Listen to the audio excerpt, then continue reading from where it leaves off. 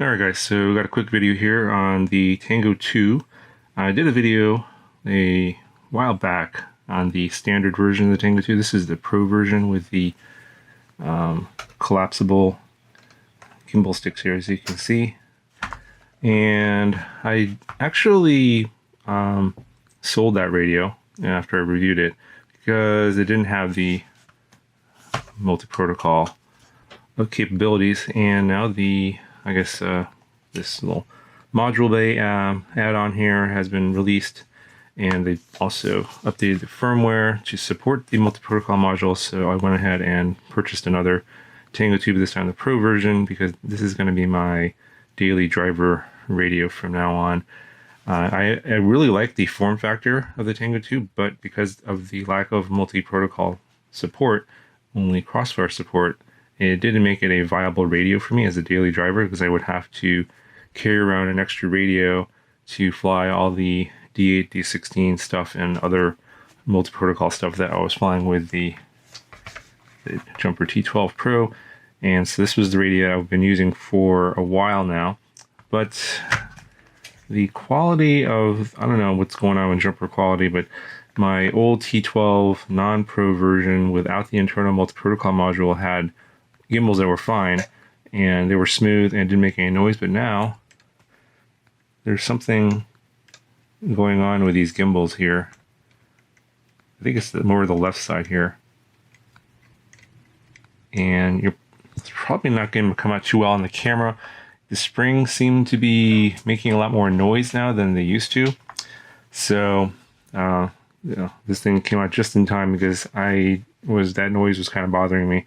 Although I do like the spring tension on those gimbals more than on the Tango 2. I did open this up when I did the module bay add-on to loosen the tension in the springs, but it's still pretty tight. It's looser than stock. So I may have to take the whole radio apart to change the springs to the second set of springs that come with the Pro version that has a looser tension. So I'm still kind of debating whether or not I want to go through the hassle of taking the entire radio apart to do that. But I think I may have to do that.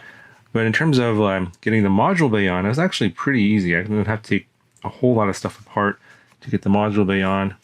Basically, you take two rubber grips off. They are just clipped on here on the side. You can just take like some sort of plastic tool and lift up like a corner here somewhere, and then it'll just pull on it, and everything will just come off. And it's made of some kind of rubber silicone, so you can pull on it pretty good, and it'll just pop off. You don't have to worry about it ripping or anything like that. So take off these two, and then there's 6 screws. There's 3 over here on this side, on each side. So there's I think there's 1 here, here, and 1 over here. So take those three screws off on each side, and the back will just pop off. And for me, I didn't have to do anything. I didn't have to take the battery off or anything like that. This was the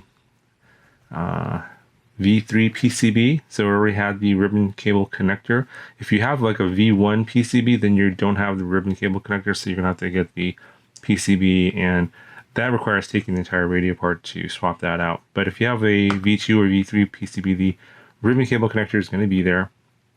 Basically, you just lift up the small plastic black tab and make it basically go from horizontal to vertical, so it's at a right angle. And then you want to slide in the ribbon cable with the blue colored tape up, and the metal pins on the bottom side. Slide that in, and then pull the black tab down so it's horizontal again, and that'll lock the ribbon cable in. And then you do have to cut a small hole in the back cover. I used a Dremel tool, and I think I just used like a little drill bit. It's a slot about 10 to 12 millimeter or something like that. It's only a whole lot. And you can see here in the photos that it's very, very tiny. The ribbon cable will slide right through, no problem. And then you just stick on the module bay adapter on the back of this radio once you put everything together. So basically, once you attach the ribbon cable to the PCB, you can go ahead and reattach the back cover and just put a couple of screws in to hold it down. Then you can attach the module bay adapter to the back, which is just held on with some 3M VHB. It's pretty simple. It's like foam tape, basically. It's 2 pieces, one here up on the top and one here on the bottom, and that is very strong. You want to make sure you line it up properly. There's a bit of a curve here, so you want to make sure that's lined up. Otherwise, it's going to be pretty hard to remove once you stick it down. And make sure that the ribbon cable comes through the hole there that's on the module bay adapter. And then you take the other side of the ribbon cable and you connect it to the actual pin board that allows the multi-protocol module to attach to the back here. There's these pins here, there's a little board here, and then the ribbon cable attaches to that.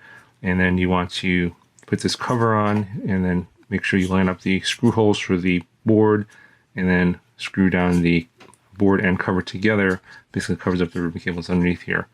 And that's pretty much it. Fits pretty good, at least for this module here. This is the iRange Xi RX4 Lite. There's going to be one from Jumper, probably from Radio Master. I think there's a large number of variations of these, and they all have a micro USB port. So you can do the firmware updates via the, I think there's a Flash multi software that will work on this. I think I talked about this in a previous video a while back. You can update these. At least these should have the bootloader already installed for the internal module here. But I think now there's like a newer bootloader that uses something called sticky DFU mode. So I will just link the webpage that talks about that, where you can get the Flash multi software, because you probably want to upgrade to the latest version of that on the module. I have the latest version on here. I forget the version is 1.31, something like that. But yeah, that you would definitely want to upgrade your firmware on the module itself. It'll probably work on older firmware, at least what's on here, but I would recommend doing that anyway. Then of course you're going to need to update the OpenTX firmware on the Tango 2 as well. And in the TBS Agent software, you're going to see, in order to do this firmware updates on this radio, you need the TBS Agent X software. So download that, and then in the settings, you want to make sure your beta firmware is enabled. So if you just used, I guess like the standard releases, you don't click the beta firmware, don't turn that on, then you won't see the proper firmware that you're going to need to enable the multi-protocol module. So make sure you turn that on. And I think the version I have on here is 1.21. Maybe you're watching this video sometime in the future and it might be some newer version. So what you want to do is you want to just get the latest version of whatever is available for that supports the multi-protocol module. And before you update OpenTX, what you want to do is you want to actually update the Crossfire firmware first. So there's the internal Crossfire module. Update that one first. I think mine's on 4.03. Again, just download whatever select whatever the most updated version is. Update Crossfire first, and then update the radio firmware, which is OpenTX or FreedomTX in this case.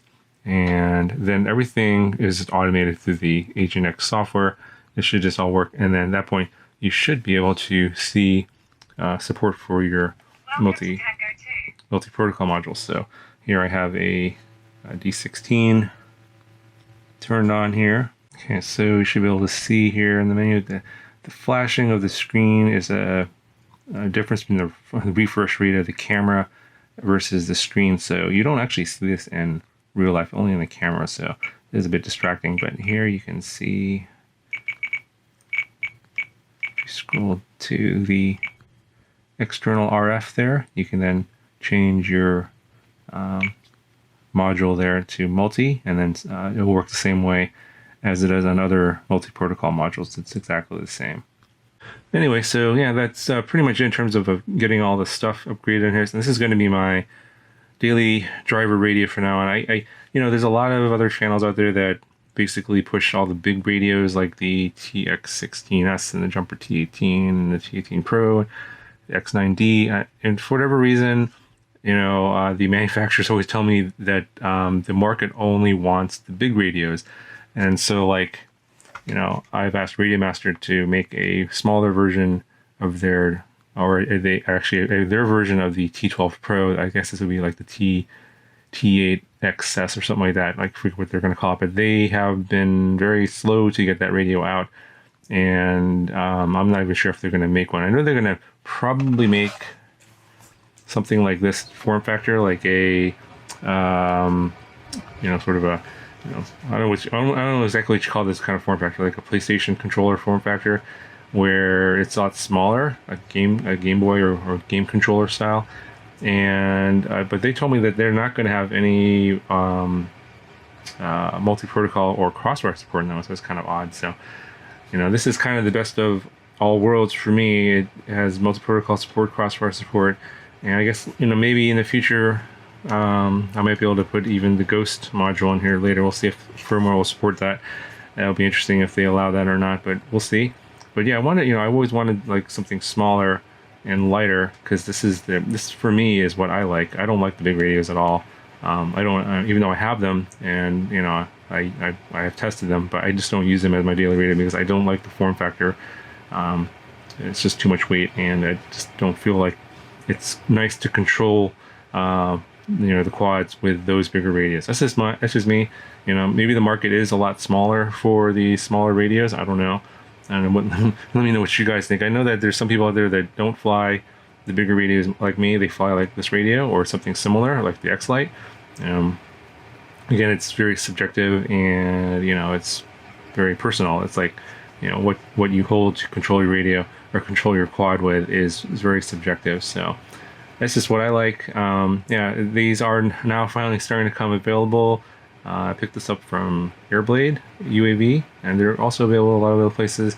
I know that the TBS crosswire stuff has been kind of hard to get since the pandemic started. But it looks like a lot of stores are now starting to carry these radios and receivers and stuff now. So looks like the supply issues may be resolved now. Anyway, you'll be seeing this in a lot of future videos, and I'm not sure if I'm going to be going back to any bigger radios anytime soon. So I probably will be reviewing them here and there, but this is going to be pretty much my radio going forward, I think, for a while now. Anyway, so links to the radio, the module update, and all the other parts that you might be able to get, they're all available at Airblade UAV. I'll put a link down in the description for all that stuff. Let me know if you have any questions. I'll talk to you guys in the next video.